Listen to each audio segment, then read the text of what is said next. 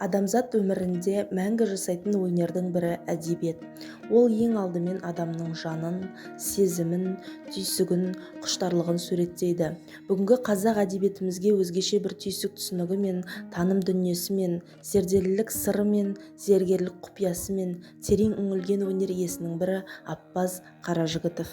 Жазушы Аппаз Қаражігітов ауыл өмірін, ауыл адамдарының мінезін суреттеуге келгенде қамшы салдырмайтын қаламгер. Оның қай шығармасын алсаңыз да алдыңыздан қазақилық қалпын бұзбаған қарапайым ауыл тірлігі шыға келеді. Кейіпкерлері де өзімізге таныс жандар. Шығармаларында шым-шытырық оқиғалар осы бір қарапайым, бірақ құпиясы көп қараша ауылдың тірлігінің аясында басталып кете береді.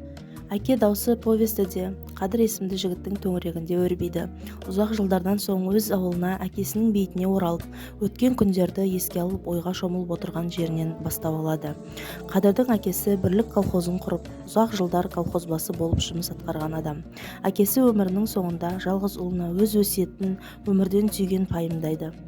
Әкесі өмірден өткен соң, жас болса да ауыл өміріне етене араласып, бозбалалық шақта алғашқы махаббатын сезініп жүрген кезінде, соғыс басталды деген қаралы хабар келіп, қызыл әскер қатарында ауыл жастарымен кете барады.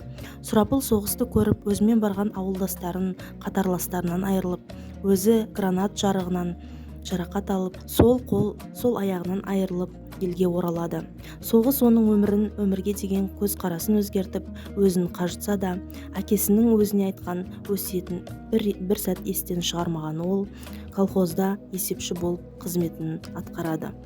Әкесінің кейінірек білерсін, өмір жолында бұралаң аз болмаған, қаншама бұлтарыстар, әлі жан аяғы тимеген тың соңлар бар. Бір кезде жібек жолы атанған Қытай мен Үндіге, Иран мен Персияға, Ресей жері, одан Европаға баратын қасқа жолдағы керуен сарайлары қазір бар ма? Олар да құлаған. Сол қыш қабырғаларда қаншама алақан табы, көне жолдарда табан мөрі қалды екен. Жалт еткен жанары жүректерге өшпес үміт, сөнбес махаббат отын жаққан ай қабақ, алтын кірпік перизаттар, сұлулық тәңірі сапар шекпеді ме? Әкемнің дүниеден қайтар алдындағы даусы құлағымнан мәңгі кетер емес. Адамның көзі фотоаппарат, жүрегі сын сандық дегені енді анық айғарғандаймын. Шындыққа жүгінсек, әр адам ашылмаған жұмбақ дүние екен-ау. Өз жүрегіне бойласаң, бәрі өткен боп сені ортаға алады, сыр шертеді. Еріксіз сен де сол әңгімеге қосыласың. Бұл күнде егде тартқан шағыңда өткеніңе ой жүгірту, өз-өзіңе есеп бергендей де күй кешіреді ме қалай?